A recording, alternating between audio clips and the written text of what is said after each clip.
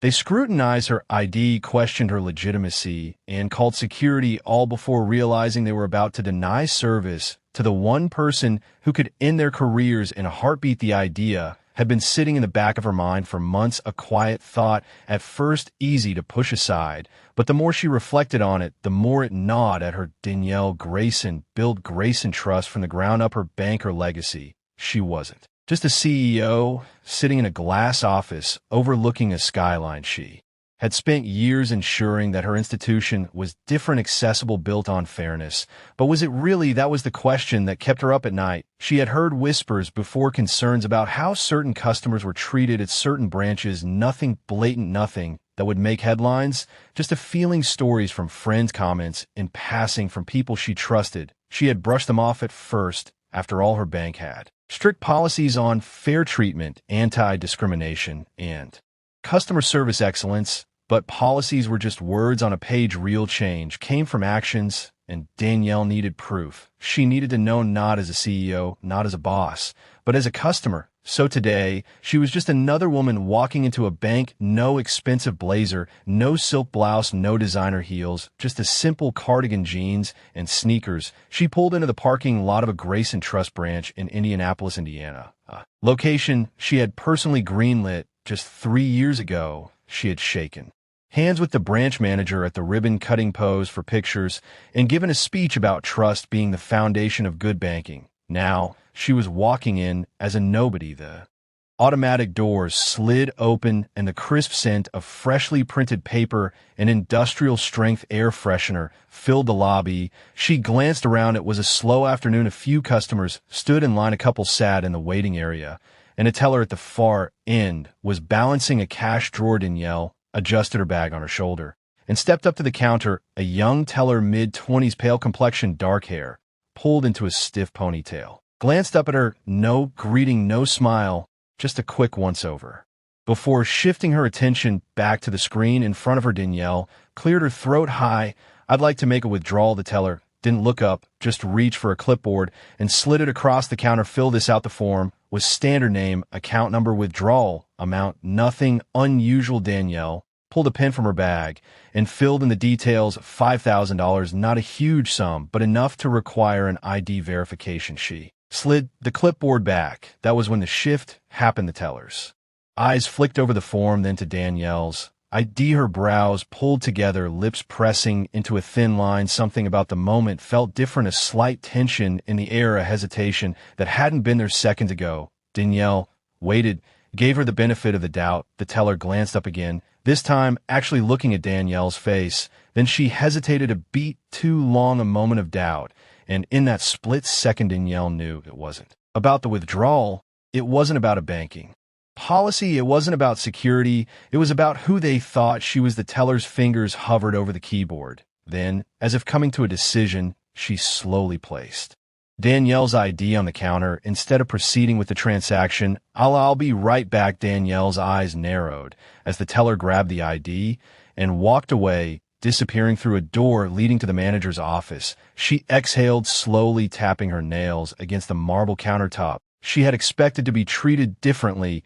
She hadn't expected this, but something told her it was only the beginning. But Danielle wasn't leaving, not until she got answers. Danielle leaned against the counter, watching the teller disappear behind the frosted glass door. The tension in the lobby felt thicker now, like something unsaid was hanging in the air. She glanced around, taking in the subtle details. A man in business attire stood 2 spots behind her, waiting for his turn. His suit was slightly wrinkled, his tie loosened. He looked like he'd come straight from work. When he stepped up a few minutes ago, the teller greeted him immediately. Another woman, older, wearing a floral dress, was chatting easily with a different teller across the lobby. No hesitations, no extra scrutiny. Danielle turned back to the counter, her jaw tightening. She had been standing there for nearly 5 minutes now, waiting for an explanation, waiting for something that shouldn't even be happening. But she knew what was going on. This wasn't just about policy. If it were, the teller would have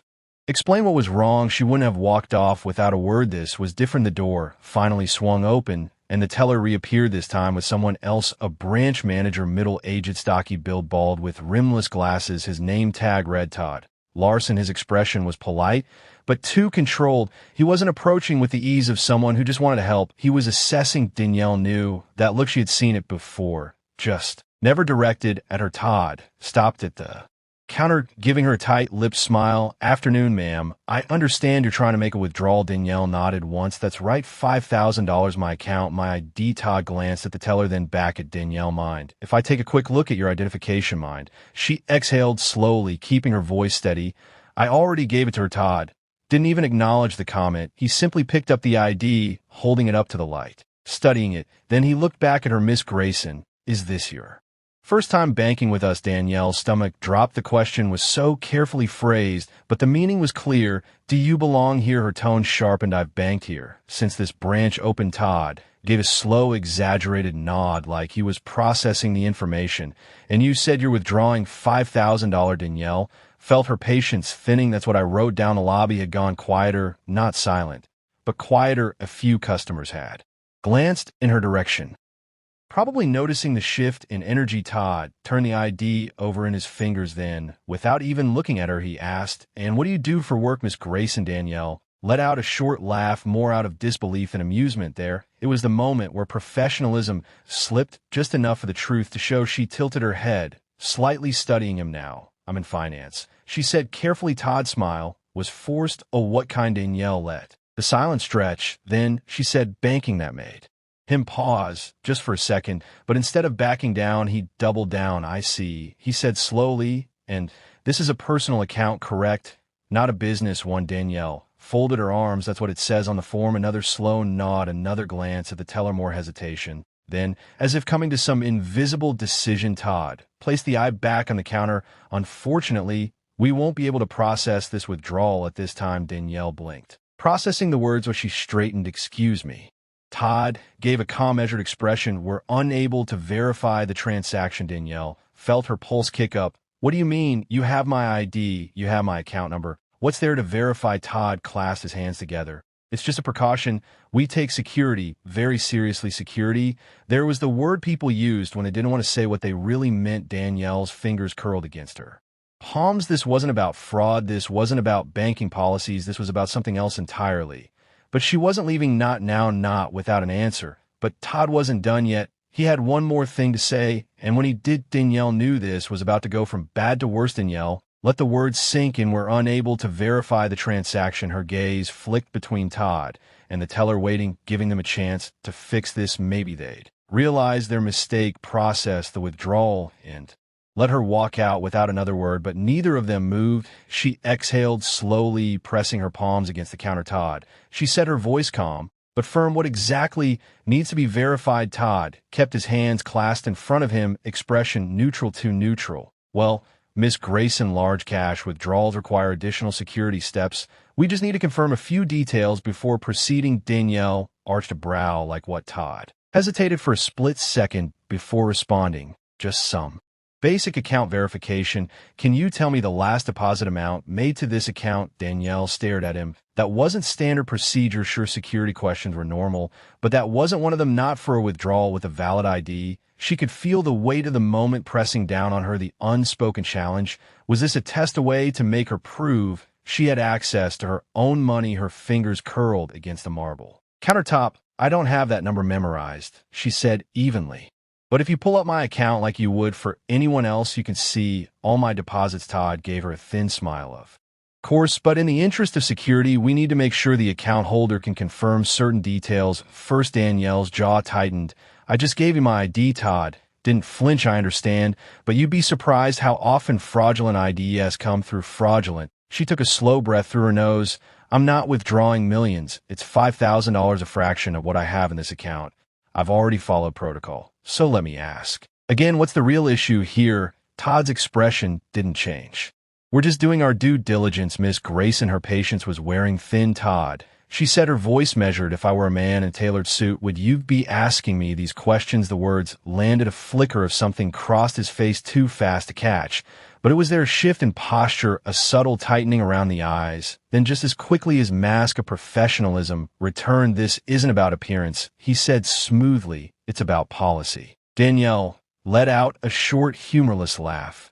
"Is That right, Todd tilted his head slightly like he was considering his next words carefully. Would you like to try using a different form of verification? He offered perhaps a utility bill, a second form of ID, a utility bill. Danielle couldn't help it. She let out a disbelieving breath. You want me to provide a second form of ID for my own bank account where you're currently holding my money? Todd didn't blink. Danielle shook her head, tapping her nails against the counter. Okay, let's do this another way. Pull up my account. Todd hesitated. You have my name. She continued. You have my ID. If you check my file, you'll see that I've been banking here since day one, that I helped open this branch, that I probably signed off on some of your training materials. Todd remained silent. Danielle leaned in slightly, lowering her voice just enough to make the point land. You might want to check before you dig this hole any deeper. Todd's lips pressed together. The teller, who had been watching, quietly shifted uncomfortably for a brief moment. Danielle wondered if he'd finally cave, if he'd backtrack, apologize, and handle this the way it should have been handled from the beginning. Instead,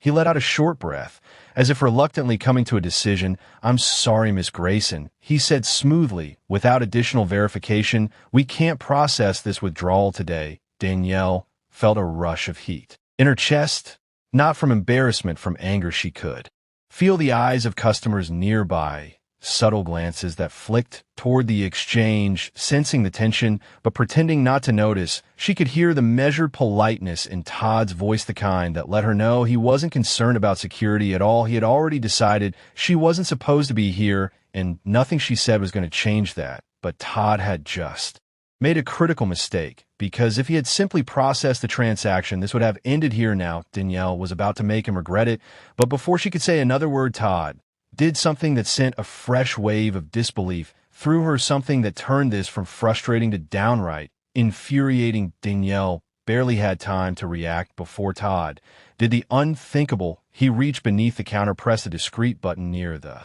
register, and called over security. A uniformed guard, broad shoulders, hand resting near his belt, stepped out from a back office. His expression was unreadable, but Danielle knew what this looked like. A bank manager refusing to process a customer's request was one thing. Calling over security was something else entirely. It was a statement. It was an escalation, and it made her stomach tighten. Danielle let out a slow breath, forcing herself to remain calm. She had dealt with men like Todd before, the ones who didn't expect pushback, the ones who made it their mission to remind certain people where they stood, but she wasn't playing into it. She lifted her chin, slightly locking eyes with Todd. You're really doing this? Todd gave a carefully neutral expression. We just want to ensure a smooth experience for all our customers, a smooth experience. As if she was the one making a scene, the security guard stepped closer. His made a critical mistake, because if he had simply processed the transaction, this would have ended here now. Danielle was about to make him regret it, but before she could say another word, Todd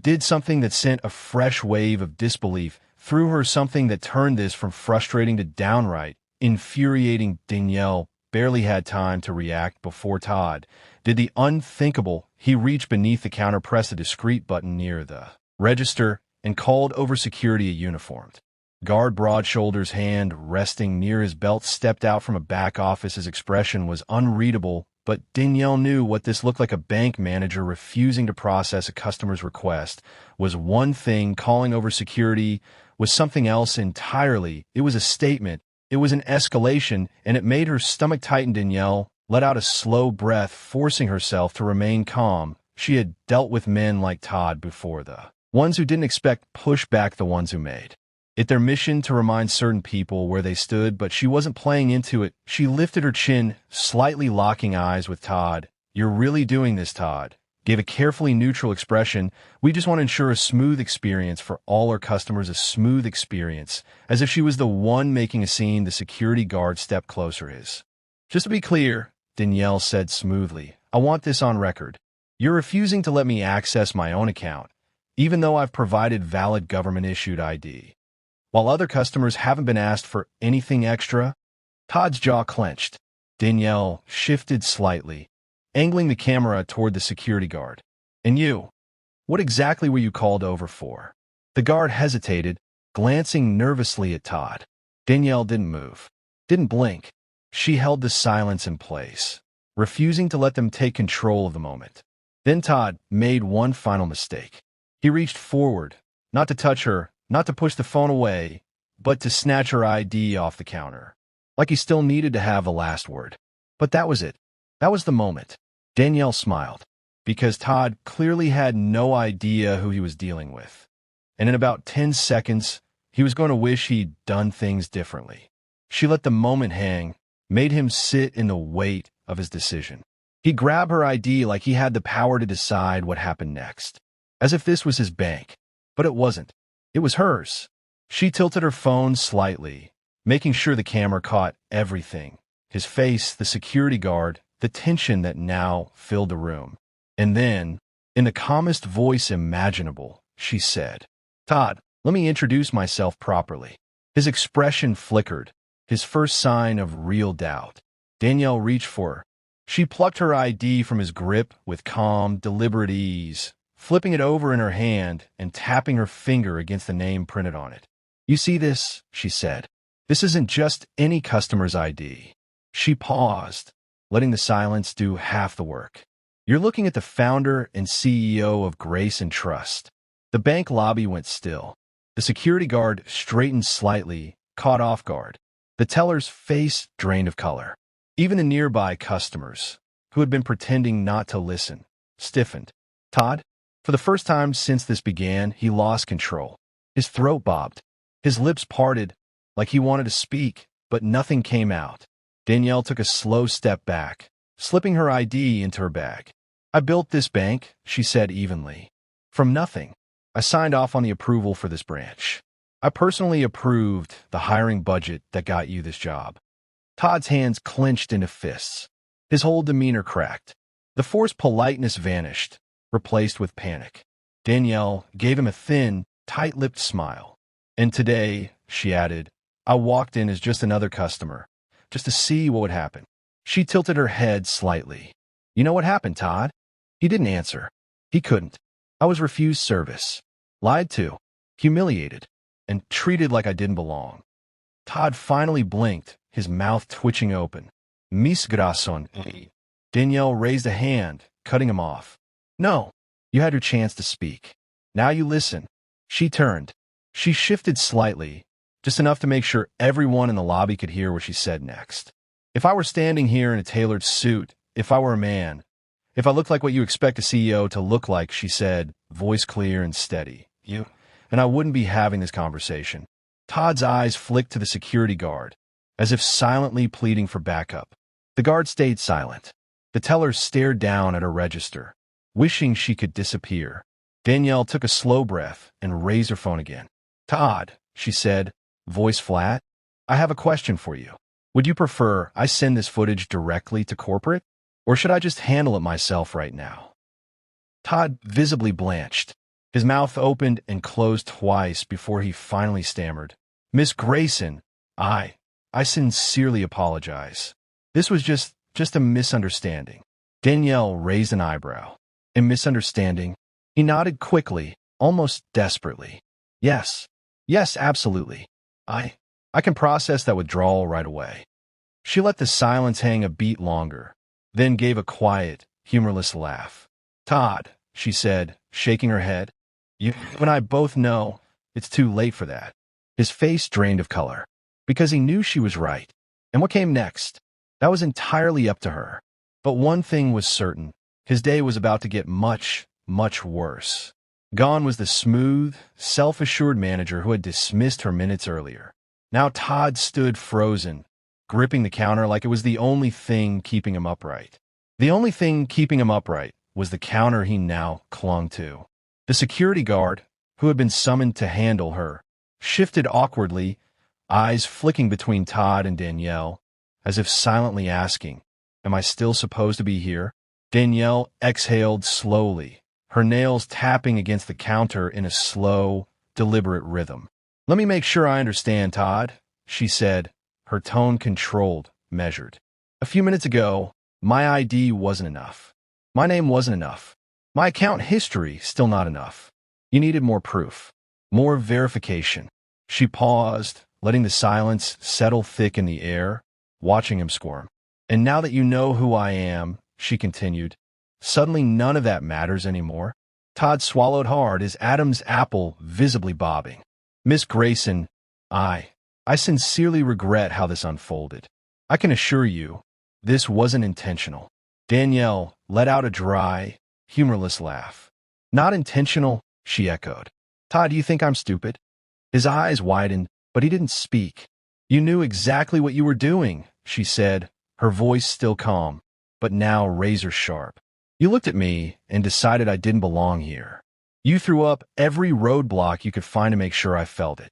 Todd shook his head quickly. Miss Grayson, I promise, that's not what happened. Danielle raised a hand, silencing him. No, she said, her voice cold and steady. Save the rehearsed apologies. Because let's be clear, you're not sorry this happened. You're not sorry for what you did, Danielle said, her voice sharp but composed. You're sorry you got caught. Todd's jaw clenched. The customers in the lobby were no longer pretending not to listen. The air felt charged, heavy with the weight of the moment. Everyone nearby stood still, watching. The teller, the one who had started this whole mess, remained frozen, eyes glued to the register, refusing to look up. Danielle turned toward the security guard. You were called over to escort me out, correct? The guard hesitated, then gave a slow nod. Yes, ma'am. That was my understanding. She nodded once. And now that you know who I am, are you still under that impression? The guard glanced at Todd, then back at her. His posture shifted slightly. No, ma'am. I was just following instructions. Danielle studied him for a moment. She knew exactly how this would go. Todd would try to shift blame, label it a misunderstanding, sweep it under the rug. But this wasn't getting swept away. Danielle reached in her bag and pulled out a business card. Here's what's going to happen, she said, sliding it across the counter to Todd. You're going to call my office. You're going to schedule a meeting with corporate. And you're going to explain, in detail, why this happened today. Todd's fingers trembled slightly as he picked up the card. Of course, Miss Grayson. Absolutely. Danielle turned to the security guard. I appreciate you stepping in when called, she said evenly. But I'd advise you to be more careful about which situations actually require your involvement. If a customer isn't being disruptive, the first step shouldn't be intimidation. The guard gave a small nod, clearly humbled. Understood, ma'am. Danielle turned to the teller, who was still pretending to disappear into a register. You, Danielle said, her voice calm but firm. The young woman flinched. Danielle leaned slightly over the counter. You saw my ID. You had full access to my account information. And still, you decided I wasn't worth listening to. The teller finally looked up, eyes wide and nervous. I was just following protocol, ma'am. Danielle's tone didn't waver. Then maybe you need to ask yourself why that protocol only ever seems to apply to people like me. The teller swallowed hard and looked away. Danielle cast one final look around the branch. Every customer was watching now. Every employee had heard, and everyone in that room understood. This wasn't about a withdrawal anymore. This was about something bigger. She straightened her shoulders. Her message had landed, but she wasn't done. Not yet. Because now she had to make sure this never happened again. Danielle stepped back from the counter, her heels echoing sharply against the polished tile floor as she walked toward the exit. The silence in the bank was heavy, thick enough to choke on. No one moved. No one spoke.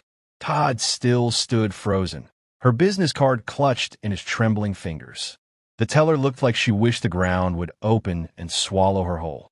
The security guard, once so ready to escort her out, now looked deeply uncomfortable, unsure of where to stand. And the customers, they had all stopped pretending not to watch.